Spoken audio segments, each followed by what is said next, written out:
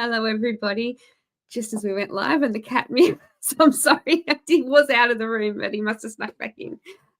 Welcome for another week. It's been a really busy week of different things musically. Tell us what you've been at. Have you been watching shows this weekend? It's been really good down here. We've had quite a bit of live music and a lot of events happening. So we've been able to, people have been able to get out and go and see some shows. But let us know in the comments where you've been and what you've been watching. We've got Brittany, have a chat to her today. I'm going to welcome her in the room, but if you've got any questions, pop them in the comments. We'll welcome her in now. Hello. Hello, how are you? So nice to be you. It feels like ages. How long has it been? I know. It's only probably been, it would have been the start of this year, I think. Yeah. But it's crazy how much time just gets away and how much we do between, they say, January, February, March, and then we just skip to like November, December. Yeah, the Christmas is here, yes. Yeah. Hi, Jonathan. Hi, Kaz. You guys are both quick into the room tonight. I hope you're both well. Tell us what, because I think last time we spoke to you, you'd been to Nashville, and I remember watching you. You had the Carrie Underwood 10th anniversary and a few things like that, and you've been writing a lot of songs. What have you been doing since that moment, since that time? Yeah, that was a crazy 2023, and I mean 2024 is no different. I've spent a lot of time back in Nashville again in 2024. I actually headed to France this year as well to go to the Olympics. Did you really? And came back across to the US as well. So I've been writing, recording, building my team, which is super exciting, both in Australia and the US, as well as playing some incredible opportunities that arose. I mean, probably my highlight from last year would have been Carrie Underwood. Yeah, that would definitely be, yes. And then my highlight of 2024, I was thinking about this actually like just last week, and you think about those moments as a little girl, and one of the songs I used to perform was a Patsy Cline song. Yes. And I was fortunate in 2024 to be playing a songwriters showcase, and a very important lady in the audience came up to me at the end and said she loved everything about me and my songs and blah, blah, blah. And then invited me to perform as the special guest for Patsy Cline's crazy documentary premiere, including in front of all of Patsy Cline's family. Oh, and no then, pressure. yeah, I know. And then I literally spent the rest of the night after performing, just being able to catch up with Patsy Cline's family, and in particular her daughter, and the legacy in which she's living on for Patsy and everything that she's about as well. And I mean, they say those things happen in Nashville, and you don't believe it until you live it. But when that come up to you though, I think my brain would be like, oh, she's pulling my leg. Like I would like, this is real. I feel like when you start seeing famous people at the supermarket, you can start to comprehend that these things actually could be legit. yeah, because it's just such a, but Patsy Cline, like to me, that's, you couldn't get more iconic than that. And I literally through and through was speechless. And yeah, it was just incredible. And they want me to do some more work in the future too. So that's yeah. Can we see this documentary? Is it out yet? No, I think it was coming out this month. Yeah, this month. Okay, awesome. So it was they premiered it and then it was coming out this month. So yeah, but no, it was Have you seen it? I was reading Kaz's comment. It was way too cool. It was a small town North Queensland girl could not have dreamed that up. You couldn't. It just shows how strong the Australian music industry is when you've got people like that going to shows and going, we want you. And we don't realise how good we are here because we're just such a small thing. But to see you playing, they've had everybody in Nashville that they could have picked to pick you. That shows how, you know, how hard you work and how much of an impact you're having when you sing. Oh, thank you. Yeah, it's I mean, you can go into the clothing store in Nashville and someone incredible is playing, like, and telling songs and stories that maybe one day we'll never, ever hear, but they're incredible. You know what I mean? Like, so Yeah. They're the ones that I like hearing, those ones that you think, they might not record them, but sometimes they have even more meaning than the ones that do get recorded. Sometimes they're too personal to actually put out there. Exactly. And that's what's so special about Nashville songwriter rounds. Like, you'll hear songs that artists or songwriters would have walked into the room and said, hey, I wrote this song 2 hours ago. Let's just see how we go. I'd love for you to know. And you may never hear that song ever, or you may hear it cut by, Yes. someone top tier, or you may hear it 3 or 4 years later, 5 years, 10 years even sometimes. Like, so absolutely. And because we do it ourselves, we sit on songs, we release songs for certain moments, certain times, and sometimes here we'll go, well, that person would actually sound better singing it, that's more suited to their style, and it's just on a bigger scale over there. But I've never been to Nashville. It sounds amazing, and I think I'd probably struggle to come home. Yeah. I think you definitely should put Nashville on your to-do list. Definitely done. Definitely. Absolutely love it. I say that to anyone, because I mean, Nashville, although it's country music capital, it caters for everything and everybody. So in terms of style as well. So anyone that's just loves live music, great family orientated town that just everyone is so welcoming. You feel like you're in a small country town, but in a big scale. So, yes. It's to me, when I see and watch, because I stalked you when you were over there, and I stalk all the artists when they go. But I've been watching James Keith today because he's over there at the moment, and his videos coming through. But what I think, to me, when I see Nashville, I think it's almost like a Tamworth, just all the time. Like that.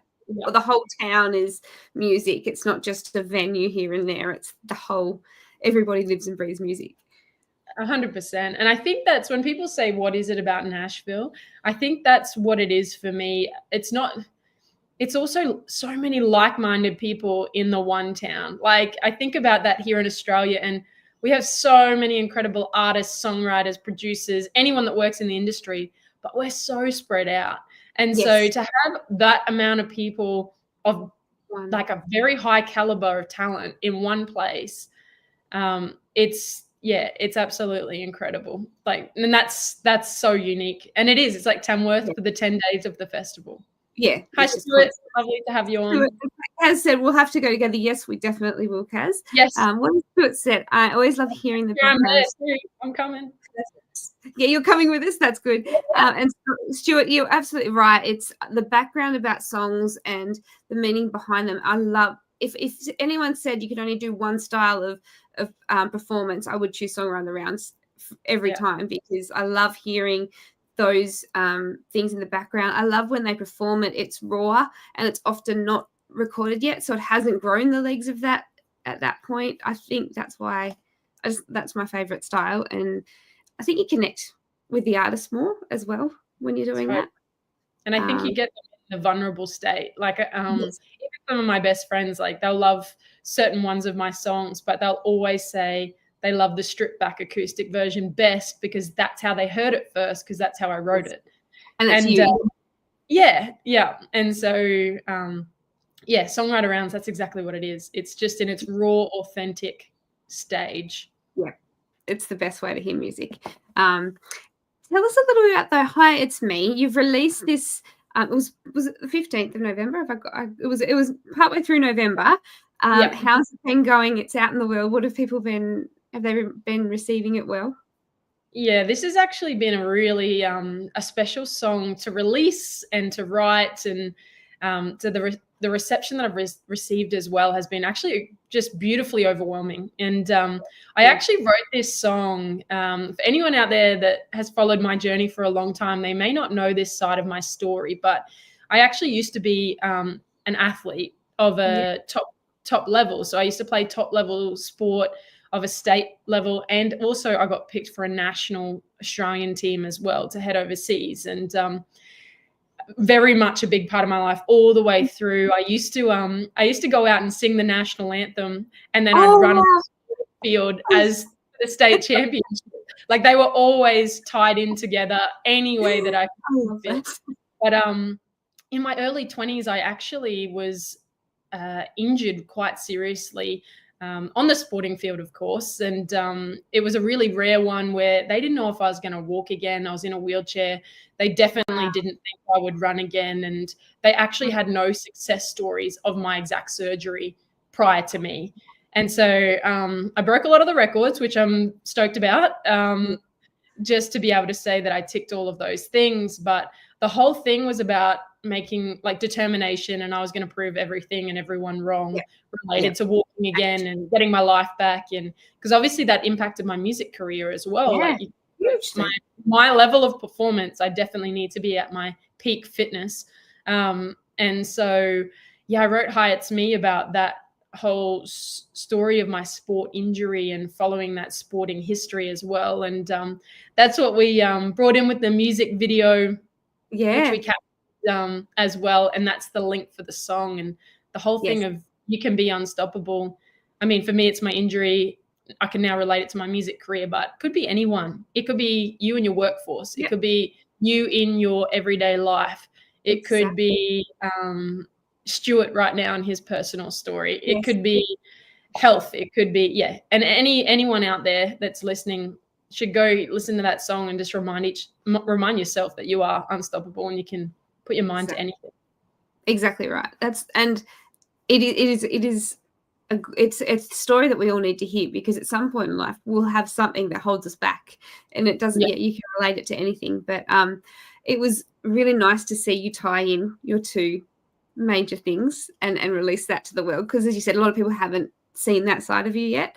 Do you think music helped you in the time? Because obviously you know when you first were injured and they said to you this is a rare thing, did music help you get through that as well? Do you think having that other passion tied helped you to absolutely. I think that music is one of the most powerful languages in the world. I think that it can help us through any component of life, any emotion. There's songs, and that's why diversity in music and diversity in artists is so important, because you know we need songs for every component of our life, from feel good to when we're not feeling good. So absolutely. Music, totally. It's your soundtrack to life, and I think, well, you see it, as I've said before, you know, especially a really good example is dementia people. You know, they don't know what they're doing and who they were, but you put a song on and then it brings memories and they remember it. And music does that for all of us, just in different ways. And when you're at a spot where you don't know what the outcome's going to be, music has helped me through things like that. So that's why I wanted to know, did you know writing and doing music, was it hard to write? Was it something that you found brought back memories and things? Yeah, I think a lot of time had passed by the time I wrote this particular song, and that was this song's really about empowerment. And I think it's taking a negative situation and then moving forward with that and then working out logistics. And at the end of the day, I was not going to stop until I kind of got my version of normality back. And so it can take a lot of time, and it took a lot of time. I had my own recovery that had never been done before, and you know, whatever it is. But now my story hopefully can help someone else. So absolutely, I just thought Kaz needs to go review. With that in mind, because she didn't know the sport part. Actually, like that. It's interesting how, and that's what I would say. Like, I often don't read the press release until I've heard the song, and that's hard sometimes because you really want to read it. I need to know, but it's interesting to hear that, and it'd be interesting, Kaz, now to see what your thoughts are listening to it again. And with that in mind, I can't wait to see the two differences. Actually, you know what? I do love when people don't read the press release as well, because you can put your own story to it first. Where does it take you? Where does that song take you? And then from there, I can tell you where it came from my perspective. But yeah, that's the power of music. It can have so many different connections. And as an artist, you would get to see that a lot when you're, you know, performing and meeting people afterwards. Just while we've got that slide up, that QR code, if you scan that, it will take you to wherever you want to go to listen to music. So if you haven't heard it, scan that code now, or even when we're finished, it will work on a replay so that you can go and have a listen. If you can't get that to work, there is also the links in the top of the comments for the film clip, as well as Brittany's webpage.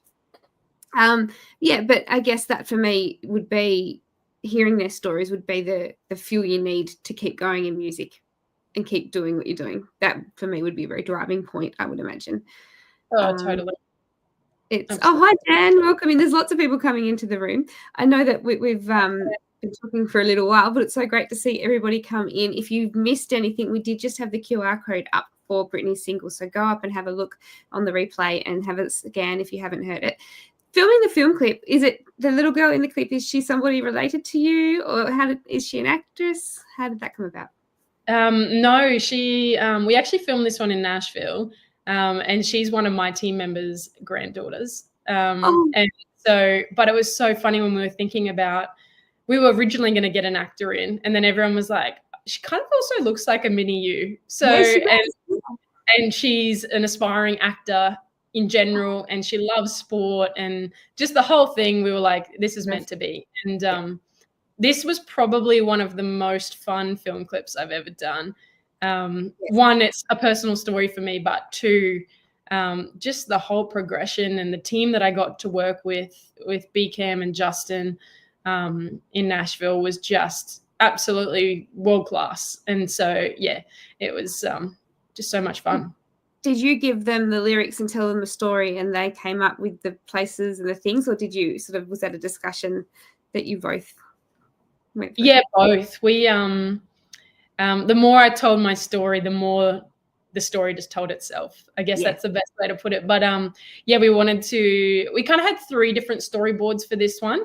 But this particular storyline of I don't want to fully spoil it, but the idea of the sport and following your dreams in that pursuit, it really also matched the whole idea of this being an anthem and like a sporting anthem. So the whole idea of being unstoppable in sport as well. So everything just tied into one and captured it so beautifully, while also being so authentic for myself and my own story. And we managed to get the Australian colours in there for football. So yeah. I thought that was fantastic as well. I think the other thing that really, for me, is really important with this song and your story is you don't have to have one dream. You've got, you found the time to represent Australia, to get to a level where you were representing the country in sport and still singing and still doing your love and growing a music career as well. I think people think that, you put all your time into one thing, but you can actually have more than one passion. And I think that's something you don't see people talking about often. Yeah, totally. I don't know. I just feel like you only get life once. So it's like, for me, I'm like, how much can I do every day? How much can I do every week, month, year? Like I just was reflecting on this year alone, in the last week. And yeah, it's just crazy how much that I've been able to do overseas. I've had multiple trips, and it's just about making smart decisions too. Like, trust me, on a musician wage, you cannot do everything and anything, but it's just where I spend my money, and I find a lot of value in certain things, and one of them is living. So anything that leads to that, I'm going to go and do. Like, that's all I'm ever doing, is working to save up for the next trip and working to save up to put into the next song. Yeah, absolutely. Now, I know that we have to wrap it up very quickly, but before we do, shows, you've got quite a few gigs coming up. Where can we see you? And is your website or your social media, what's the best place just to keep up to date with new things as you're adding it? Yeah, totally. BrittanyElisemusic.com is definitely the best point of call. But yeah, as you can see there, we're heading to the Outback this weekend. So I'm absolutely stoked about that. Followed by a hometown show in Mackay and surrounding areas. We've just added a couple more shows as well. We've got Airlie Beach and a couple of those. And one of the last shows is Tamworth Country Music Festival, which we're absolutely stoked about. I've been going to Tamworth since I was 9 years old. I think I've missed maybe 2, and one of them was for Nashville. So it's still music related. And yeah, it's just going to be incredible. We're going to be launching a massive project in Tamworth this year, actually, at the show. So if you're around on Thursday in Tamworth, the last Thursday at Fan Zone, Excellent. You'll have to come down. It's going to be so much fun, and we'll definitely have to catch up again to talk about that at the time as well. But yeah, we'll definitely be there. Let's do an interview in person. Oh yeah, how exciting! It's so good. That's why I love Tamworth. I get to see people for real, and I know it's silly, but that just something about it. It's just so special being in the same room and catching up with all my friends, and I can't wait. But I think the last time I caught up with you in person would have been Tamworth, and I think it was the Golden Guitars. Was that this year? I think it was. Was it last time? It was the year. The year before. Yeah. It's just crazy how it gets away. It is, yes. Yeah. So I cannot wait to see you there. I know that you have to jump off. I know you've got such a busy weekend, but have a great Christmas. And let's stay in touch, and we'll book an interview around your shows in Tamworth. Amazing. Thank you so much for having me and your support of not just myself, but everyone always, to you and your team. So can't wait to see you again soon. And thank you to anyone joining in or watching. Big love to all of you, and Merry Christmas to everybody. Yes, it's scary that we can say that. We're in the right month now. We're in the right month. Well, have a great weekend. And if anyone is going to Roma, make sure you send us some photos because we want to see them. We love living through your eyes. Yeah, you'll definitely get some red dirt photos and videos, I'm sure. Enjoy the weather. It's pretty hot up there today, I'm told. It's just hot everywhere at the moment. Yeah, it is here too for a change. Thanks, Danni. All right. Well, have a great weekend. We'll see you all next week.